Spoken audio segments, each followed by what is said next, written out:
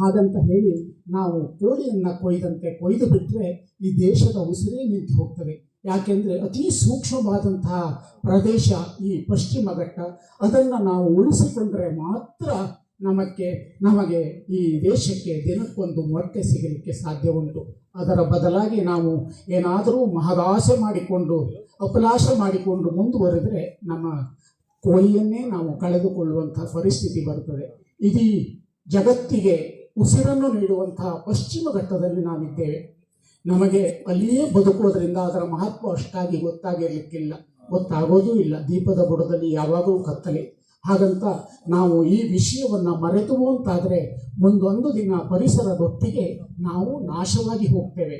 ಯಾಕೆಂದರೆ ಕೇವಲ ಪರಿಸರ ಅಥವಾ ಇಲ್ಲಿ ಹರಿಯುವ ನೀರು ಕೇವಲ ನಮಗಾಗಿ ಅಂತ ನಾವು ಭಾವಿಸಿಕೊಂಡ್ರೆ ದೊಡ್ಡ ಪ್ರಮಾದ ಅದು. ಈ ಜಗತ್ತನ್ನು ಸೃಷ್ಟಿ ಮಾಡುವಾಗ ಇಲ್ಲಿ ನಮಗಿಂತ ಹೆಚ್ಚು ಅದೆಷ್ಟು ದೊಡ್ಡ ಸಂಖ್ಯೆಯಲ್ಲಿ ಕೋಟಿ ಸಂಖ್ಯೆಯಲ್ಲಿ ಜೀವಿಗಳು ಇರ್ತವೆ. ಅವೆಲ್ಲವನ್ನು ಈ ನೀರು, ನೆಲ, ಈ ಮರ ಗಿಡಗಳನ್ನು ಬಳಸಿಕೊಂಡು ಅನುಭವಿಸಿಕೊಂಡು ಬದುಕ್ತಾ ಇರ್ತವೆ, ಆಸರೆಯಲ್ಲಿ ಬದುಕ್ತಾ ಇರ್ತೇವೆ. ನಾವು ಅದನ್ನು ಮರೆತು ನಾವು ಸಾರ್ವಭೌಮತ್ವವನ್ನು ತೋರಿಸಲಿಕ್ಕೆ ಹೊರಟ್ರೆ ಖಂಡಿತವಾಗಿ ನಾಶ ಕಟ್ಟಿಟ್ಟ ಬುಟ್ಟಿ ಎನ್ನುವುದು ನನ್ನ ಮೊದಲ ಮಾತು. ಎರಡನೆಯದಾಗಿ, ಇವತ್ತಿನ ಲೋಕಧ್ವನಿಯನ್ನು ನೋಡಿದಾಗ ತುಂಬ ನಿರಾಸೆಯಾಯಿತು. ದೊಡ್ಡ ಪತ್ರಕರ್ತರೆನಿಸಿಕೊಂಡಂತಹ ಜೀವ ಭಟ್ರವರು ಈ ಪರಿಸರದ ಹೋರಾಟದ ಬಗ್ಗೆ ಮಾತನಾಡಿದಂಥ ಲಘುವಾದ ಮಾತು ಬಹುಶಃ ಇಡೀ ಪಶ್ಚಿಮ ಘಟ್ಟದ ಜನರು ಕಣ್ಣೀರಿಡುವಂಥ ಮಾತು. ಶಿರ್ಸಿ ಸಮಾಚಾರದಲ್ಲಿ ನಾರದಂ ವಾಚ ಎನ್ನುವಂಥ ಚೌಕಟ್ಟಿನಲ್ಲಿ ಬರೆದಿದ್ದಾರೆ. ಈ ಪರಿಸರದ ಹೋರಾಟವೇ ಬೋಗಸ್ ಎನ್ನುವ ಅರ್ಥದಲ್ಲಿ ಪೂಜ್ಯ ಪ್ರಾತಸ್ಮರಣೀಯರಾದಂಥ ನಮ್ಮ ಪೇಜಾವರ ಶ್ರೀಗಳನ್ನು ಹೆಸರನ್ನು ಕೂಡ ಒಳಗೊಂಡು ಅವರು ಬರೆದ ರೀತಿಯನ್ನು ನೋಡಿದರೆ ಅವರ ಭೌತಿಕ ಮಟ್ಟದ ಬಗ್ಗೆ ಬಹುಶಃ ನಾವೆಲ್ಲ ತಲೆ ತೂಗಲೇಬೇಕು ಅಂತಹ ಬಂದಿದೆ. ಹೀಗಾಗಿ ನಮ್ಮನ್ನೇ ವಿರೋಧಿಸುವ, ಈ ಪರಿಸರವನ್ನೇ ನಾಶ ಮಾಡ ಬಯಸುವ ಹಲವರು ಇರ್ತಾರೆ. ಅದರ ಬಗ್ಗೆ ತಲೆ ಕೆಡಿಸಿಕೊಳ್ಳುವಂಥ ಪ್ರಮೇಯ ಏನೂ ಇಲ್ಲ. ನಾವು ನಮ್ಮ ಕೆಲಸವನ್ನು ಮಾಡ್ತಾ ಹೋಗಬೇಕು. ಯಾಕೆಂದರೆ ನಾವು ಮಾಡುವ ಕೆಲಸ ಪರಮ ಪೂಜ್ಯ ಶ್ರೀಗಳ ಶ್ರೀಮದ್ ಗಂಗಾಧರೇಂದ್ರ ಸರಸ್ವತಿ ಸ್ವಾಮಿಗಳು ಹಾಗೂ ಜೈನ ಮಠದ ಸ್ವಾಮಿ ಮಠದ ಎಲ್ಲ ಸ್ವಾಮಿಗಳ ಆಶೀರ್ವಾದದೊಂದಿಗೆ ಏನು ಕೊಳ್ಳ ಸಂರಕ್ಷಣಾ ಸಮಿತಿಯ ಅಡಿಯಲ್ಲಿ ಕೆಲಸ ಮಾಡ್ತಾ ಇದ್ದೇವೋ ಪರಿಸರಕ್ಕಾಗಿ ಮಾತ್ರ. ಇದರಲ್ಲಿ ಸ್ವಾರ್ಥವನ್ನು ಹುಡುಕಿದವರ ಕಣ್ಣಲ್ಲಿ ದೋಷವನ್ನು ಕಾಣಬಹುದೇ ವಿನಃ ಈ ಹೋರಾಟದಲ್ಲಿ ಖಂಡಿತ ಅಲ್ಲ.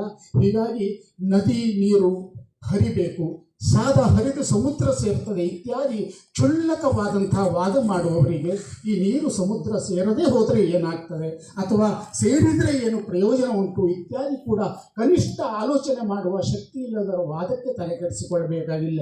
ಎಲ್ಲಿ ನೀರಿದೆಯೋ ಅಲ್ಲನ್ನು ನಾವು ನೀರು ಒಯ್ತೇವೆ, ಎಲ್ಲಿ ನೀರಿದೆಯೋ ಅಲ್ಲಿ ಕಟ್ಟನ್ನು ಹಾಕಿ ವಿದ್ಯುತ್ತನ್ನು ಪಡಿತೇವೆ, ಎಲ್ಲಿ ಸಮುದ್ರ ಇದೆಯೋ ಅಲ್ಲಿ ಬಂದರವನ್ನು ಮಾಡ್ತೇವೆ. ನೋಡಿ ಎಂಥ ಹೇಳಿಕೆ! ಹೌದು, ನೋಡಲಿಕ್ಕೆ ಮೇಲ್ನೋಟಕ್ಕೆ ತೀರಾ ಸತ್ಯವಾದಂಥ ಮಾತು.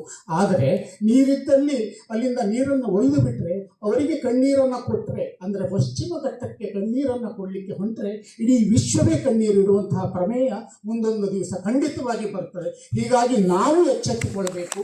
ನಮ್ಮ ಉಳಿವಿಗಾಗಿ ಮಾತ್ರ ಅಲ್ಲ, ಇಡೀ ವಿಶ್ವದ ಉಳಿವಿಗಾಗಿ ನಾವು ಪಶ್ಚಿಮ ಘಟ್ಟದ ಉಳಿವಿನ ಹೋರಾಟಕ್ಕೆ ಸಿದ್ಧರಾಗಬೇಕು. ಇದು ಒಂದು ನೆಪ ಮಾತ್ರ. ಈ ನದಿ ತಿರುವು ಎನ್ನುವುದು ಒಂದು ನೆಪ ಮಾತ್ರ. ಇನ್ನೆಲ್ಲೋ ಕೇಶವ್ ಕೊರ್ಸೆ ಅವರು ಹೇಳಿದಾಗೆ ಯಾವುದೋ ಬಯಲು ಸೀಮೆಯ ಪ್ರದೇಶದಲ್ಲಿ ನದಿ ತಿರುವು ಯಶಸ್ವಿಯಾಗಿದೆ, ಇಲ್ಲ ಅಂತಲ್ಲ. ಆದರೆ ಎಲ್ಲ ಯೋಜನೆಯನ್ನು ಪಶ್ಚಿಮ ಘಟ್ಟಕ್ಕೆ ಸರಾಸರಕ್ಕಾಗಿ ತಂದುಬಿಟ್ರು ಅಂತಾದರೆ ಇಲ್ಲಿ ಯಶಸ್ವಿ ಆಗೋದಿಲ್ಲ. ಅಲ್ಲಿಯ ಭೂಪ್ರದೇಶದ ಮಾದರಿ ಬೇರೆ ಇರ್ತದೆ, ಇಲ್ಲಿಯ ವೈಶಿಷ್ಟ್ಯತೆ ಬೇರೆ ಇರ್ತದೆ. ಈಗಾಗಲೇ ಸೊರಗಿ ಹೋಗಿರುವಂತಹ ಪಶ್ಚಿಮ ಘಟ್ಟವನ್ನು ಉಳಿಸಿಕೊಳ್ಳುವುದೇ ನಿಜವಾದಂಥ ದೊಡ್ಡ ಯೋಜನೆ ಈ ಪ್ರಪಂಚಕ್ಕೆ ನಾವು ಮಾಡಬಹುದಾದಂಥದ್ದು. ಇದಕ್ಕಿಂತ ದೊಡ್ಡ ಯೋಜನೆ ಈ ಪ್ರದೇಶದಲ್ಲಿ ಬರಲಿಕ್ಕೆ ಸಾಧ್ಯವೇ ಇಲ್ಲ. ಏನಾದರೂ ಮಾಡಿ ಇನ್ನಷ್ಟು ಪಶ್ಚಿಮ ಘಟ್ಟದಲ್ಲಿ ನಾವು ಪರಿಸರವನ್ನು ಅಭಿವೃದ್ಧಿಪಡಿಸಿದರೆ ಮಾತ್ರ ಅದು ದೊಡ್ಡ ಪ್ರಮಾಣದ ಯೋಜನೆಯಾಗಿ ಈ ರಾಜ್ಯಕ್ಕೆ, ಈ ಜಿಲ್ಲೆಗೆ ಒಂದು ಕೊಡುಗೆಯಾಗಿ ಬರ್ತದೆ ಅಂತ ಹೇಳ್ತಾ ಇವತ್ತಿನ ಈ ಬೈಕ್ ಜಾಥಾ ತಾರಗೋಡು ಹಾಗೂ ಸೋಂದಾ ಪಂಚಾಯತದಿಂದ ಪ್ರಾರಂಭ ಆಗಿ ಈ ಕಡೆಗೆ ಬಂತು.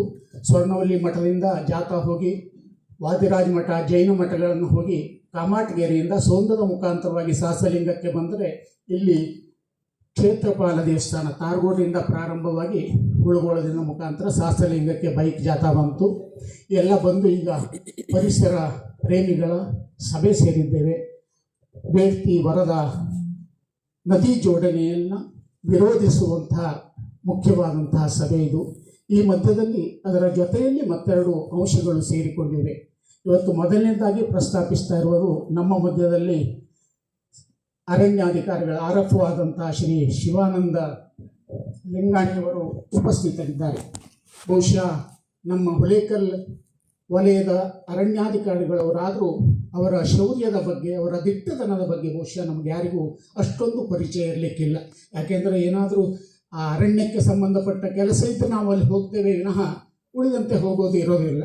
ಅವರು ದಿಟ್ಟ ಹಾಗೂ ಶೌರ್ಯತನಕ್ಕಾಗಿ ಮುಖ್ಯಮಂತ್ರಿಯ ಚಿನ್ನದ ಪದಕವನ್ನು ಪಡೆದಿದ್ದಾರೆ ಎನ್ನುವುದನ್ನು ಈ ಸಭೆಯಲ್ಲಿ ನಾವು ಪ್ರಸ್ತಾಪ ಮಾಡಿದರೆ ತಪ್ಪಲ್ಲ ಅನ್ನಿಸ್ತದೆ. ಸುಮಾರು 250 ಕೇಸ್ಗಳಲ್ಲಿ ಅವರು ಪ್ರಮುಖ ಅಧಿಕಾರಿಯಾಗಿ ಈ ಅರಣ್ಯ ಕಳ್ಳತನವಂತ ಹಿಡಿಯುವಂತಹ ಒಂದು ಶ್ರೇಯಸ್ಕರ ಕೆಲಸವನ್ನು ಮಾಡಿದ್ದಾರೆ. ಜೊತೆಯಲ್ಲಿ ಸುಮಾರು 1 ಕೋಟಿ ಬೆಲೆ ಬಾಳುವಂತಹ ಸಾಗವಾನಿ ಮರವನ್ನು ಕಳ್ಳ ಸಾಗಾಣಿಕೆ ಮಾಡ್ತಾಯಿದ್ರು. ಆ ಗಾಡಿಯನ್ನು ಹಿಡಿದು ನಿಲ್ಲಿಸಿ ಅದನ್ನು ಆ ವರಮಾನ ಸರ್ಕಾರಕ್ಕೆ ಸಲ್ಲುವಂಥ ದಿಟ್ಟತನವನ್ನು ಅವರ ನೇತೃತ್ವದಲ್ಲಿ ಮಾಡಲಾಯಿತು. ಇವೆಲ್ಲವನ್ನು ಪರಿಗಣಿಸಿ ರಾಜ್ಯ ಸರ್ಕಾರ ಮುಖ್ಯಮಂತ್ರಿಗಳ ಚಿನ್ನದ ಪದಕವನ್ನು ಸನ್ಮಾನ್ಯರಿಗೆ ನೀಡಿದ್ದಾರೆ. ಇವರು ನಮ್ಮ ಹುಲೇಕಲ್ ವಲಯದ ಅರಣ್ಯಾಧಿಕಾರಿಗಳಾಗಿ ಈ ಭಾಗಕ್ಕೆ ಮಾಡಿದಂಥ ಅತಿ ದೊಡ್ಡ ನೆನಪಿಸುವಂತಹ ಕೆಲಸ ಇದು. ಅದೇ ಉತ್ತರ ಕನ್ನಡದಲ್ಲಿ ಈ ಪ್ರಶಸ್ತಿಯನ್ನು ಪ್ರಾಥಮಿಕರಾಗಿ ಅವರು ಪಡೆದಿದ್ದಾರೆ ಅನ್ನೋದು ಕೂಡ ಈ ಅರಣ್ಯ ವಿಭಾಗಕ್ಕೆ ಕೂಡ ಒಳ್ಳೆಯ ಹೆಸರನ್ನು ತಂದಿದೆ.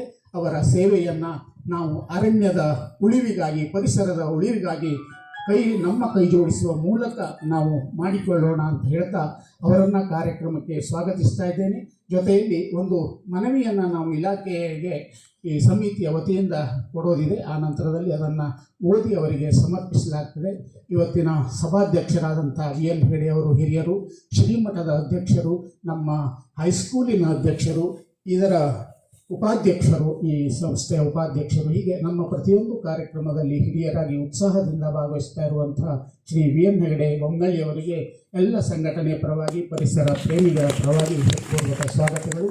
ಹಾಗೆಯೇ ಅನಂತ ಹೆಗಡೆ ಅಶೀಸರ, ಬಹುಶಃ ನಾವು ಚಿಕ್ಕಂದಿನಾಗಿಂದ ನೋಡ್ತಾ ಇರ್ತೇವೆ, ಅವರ ಹೆಸರನ್ನು ಕೇಳ್ತಾ ಇರ್ತೇವೆ. ದಿವಸ ಪರಿಸರದ ವಿಷಯ ಬಂತು ಅಂದರೆ ಅನಂತಣ್ಣನವರ ಹೆಸರಿರ್ತದೆ. ಹೀಗಾಗಿ ಅವರು ಬದುಕಿದ್ದೇ, ಅದರ ಮನೆ ಮಠ ಇದೆ ಇಲ್ಲ ಅಂತಲ್ಲ, ಆದರೆ ಬಹುಶಃ ಬದುಕಿದ್ದೇ ಪರಿಸರಕ್ಕಾಗಿ ಎನ್ನುವ ರೀತಿಯಲ್ಲಿ ತಮ್ಮ ಜೀವನವನ್ನು ಪರಿಸರಕ್ಕಾಗಿ ಮುಡುಪಿಟ್ಟಂಥ ನಮ್ಮ ಸಂರಕ್ಷಣಾ ಸಮಿತಿಯ ಅಧ್ಯಕ್ಷರಾದಂಥ ಅನಂತ ಹೆಗಡೆ ಅಶೀಸರ್ ಅವರನ್ನು ನಿಮ್ಮೆಲ್ಲರ ಪರವಾಗಿ ಹೃತ್ಪೂರ್ವಕವಾಗಿ ಸ್ವಾಗತವನ್ನು ಕೋರ್ತಾ ಇದ್ದೇವೆ.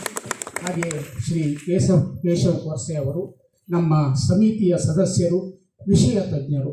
ಅವರು ಅಭ್ಯಾಸ ಮಾಡಿದ್ದಾರೆ ಹಲವಾರು ಪರಿಸರದ ವಿಷಯಗಳ ಬಗ್ಗೆ, ಜೀವ ವೈವಿಧ್ಯತೆ ಬಗ್ಗೆ. ಒಬ್ಬ ವಿಜ್ಞಾನಿಯಾಗಿ ಇವತ್ತು ತಮ್ಮ ಮಾತನ್ನು ನಿಮ್ಮ ಮುಂದೆ ಹಂಚಿಕೊಂಡಿದ್ದಾರೆ. ಅವರ ಮಾತುಗಳು ಸದಾ ನಮಗೆ ನಮ್ಮ ಜೀವನದೆಲ್ಲ ಅಂದರೆ ಈ ಹೋರಾಟ ಅಂತಲ್ಲ, ಜನವಾಗಿ ನಾವು ಹೆಜ್ಜೆ ಇಡುವಾಗ ಅವರ ಮಾತನ್ನು ನೆನಪಿಸಿಕೊಳ್ಬೇಕು. ಆ ರೀತಿಯಲ್ಲಿ ಅವರ ಬರಹಗಳು, ಅವರ ಓದುಗಳು ಇವೆ. ಅವರ ಪ್ರಯೋಜನವನ್ನು ಇವತ್ತು ನಾವು ಪಡೆದುಕೊಳ್ಳೋಣ. ಅವರಿಗೆ ಈ ಸಂಘಟನೆಯ ವತಿಯಿಂದ ಸ್ವಾಗತವನ್ನು ಬಯಸ್ತಾ ಇದ್ದೇವೆ. ಹಾಗೆಯೇ ಶ್ರೀಯುತ ಶಿವಾನಂದ ಕಳವೆ, ಬಹುಶಃ ಯಾರದೂ ಪರಿಚಯ ಅವಶ್ಯಕತೆ ಇಲ್ಲ. ಒಳ್ಳೆಯ ಪರಿಸರ ಬರಹಗಾರರು, ಕೇವಲ ಬರಹಗಾರರಲ್ಲ, ಕೇವಲ ಅಕ್ಷರಗಳು ಗೊತ್ತಿದ್ದರೆ ಬರಲಿಕ್ಕೆ ಸಾಧ್ಯ ಇಲ್ಲ. ಪರಿಸರದೊಟ್ಟಿಗೆ ಬದುಕಿದರೆ, ಪರಿಸರವನ್ನು ಪ್ರೀತಿಸಿದರೆ ಮಾತ್ರ ಪರಿಸರ ತನ್ನೊಳಗೆ ತಾನು ಸೇರಿಸಿಕೊಳ್ತದೆ. ಹಾಗೆ ಪರಿಸರದೊಟ್ಟಿಗೆ ಸೇರಿ ಹೋದಂತಹ ಒಬ್ಬ ಅಪರೂಪದ ವ್ಯಕ್ತಿ ಶಿವಾನಂದ ಕಳವೆಯವರು. ಅವರು ಇವತ್ತು ನಮ್ಮೊಂದಿಗಿದ್ದಾರೆ. ನಮ್ಮ ಅನುಭವವನ್ನು, ತಮ್ಮ ಜ್ಞಾನವನ್ನು ನಮ್ಮೊಂದಿಗೆ ಹಂಚಿಕೊಳ್ಳಲಿದ್ದಾರೆ. ಅವರಿಗೆ ಈ ಸಂಘಟನೆ ವತಿಯಿಂದ ಹೃತ್ಪೂರ್ವಕವಾದಂಥ ಸ್ವಾಗತವನ್ನು ಹೇಳ್ತಾ ಇದ್ದೇನೆ. ಹಾಗೆಯೇ ಶ್ರೀಯುತ RS ಹೆಗಡೆಯವರು ರಾಜ್ಯ ಪ್ರಶಸ್ತಿ ವಿಜೇತರಾದಂತಹ ಶಿಕ್ಷಕರು.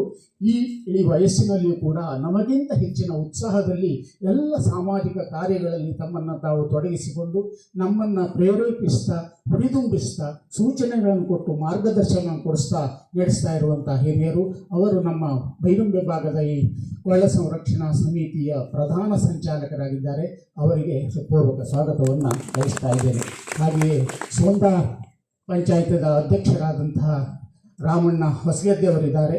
ಆ ಭಾಗದ ಎಲ್ಲರೊಟ್ಟಿಗೆ ಸೇರಿ ಇವತ್ತು ಜಾಥಾದ ಮೂಲಕ ಈ ಭಾಗಕ್ಕೆ ಆಗಮಿಸಿದ್ದಾರೆ. ಅವರು ಮೊದಲಿನಿಂದಲೂ ಕೂಡ ಸಾಮಾಜಿಕ ಹೋರಾಟದಲ್ಲಿ ತಮ್ಮನ್ನು ತೊಡಗಿಸಿಕೊಂಡು ಆ ಭಾಗದ್ದೇ ಇರ್ಬೋದು ಅಥವಾ ಹೊರಗಿನದ್ದೇ ಇರ್ಬೋದು, ಎಲ್ಲೆಲ್ಲೂ ಪರಿಸರ ಹೋರಾಟದಲ್ಲಿ ಕೂಡ ಸದಾ ಎಚ್ಚರವಾಗಿದ್ದು ಹೋರಾಡ್ತಾ ಇರುವಂಥ ಮನುಷ್ಯ. ಅವರು ಕೂಡ ಇವತ್ತು ನಮ್ಮೊಟ್ಟಿಗಿದ್ದಾರೆ. ಅವರನ್ನು ಹೃತ್ಪೂರ್ವಕವಾಗಿ ಸ್ವಾಗತಿಸ್ತಾ ಇದ್ದೇನೆ. ಹಾಗೆಯೇ ನಮ್ಮ ಬೈರಂಬೆ ಪಂಚಾಯತದ ಈ ಭಾಗದ ಸಹಸ್ರಲಿಂಗದ ವ್ಯಾಪ್ತಿಯ ಸದಸ್ಯರಾದಂಥ ನಾಗಪ್ಪ ಪಟಗಾರ ಗುಂಡಿಗೆದ್ದೆ ಅವರಿದ್ದಾರೆ. ಅವರಿಗೂ ಕೂಡ ಹೃತ್ಪೂರ್ವಕ ಸ್ವಾಗತವನ್ನು ಸಂಘಟನೆಯ ಪರವಾಗಿ ಬಯಸ್ತಾ ಇದ್ದೇನೆ. ಜೀವ ವೈವಿಧ್ಯ ಸಮಿತಿ ಪಂಚಾಯತದ ಅಧ್ಯಕ್ಷರಾದಂಥ ಕಿರಣ್ ಭಟ್ರವರು ನಮ್ಮ ವೇದಿಕೆ ಮೇಲಿದ್ದಾರೆ. ಅವರನ್ನು ಕೂಡ ಹೃತ್ಪೂರ್ವಕವಾಗಿ ಸ್ವಾಗತಿಸ್ತಾ, ಹಾಗೆಯೇ ನಮ್ಮ ಮರ್ಕನಹಳ್ಳಿ ಸೀಮೆಯ ಆ ಕಾರ್ಯಕ್ರಮದ ಸಂಘಟಕರು ಅವರು ಕೂಡ ಬೇಡ್ತಿಯಲ್ಲಿ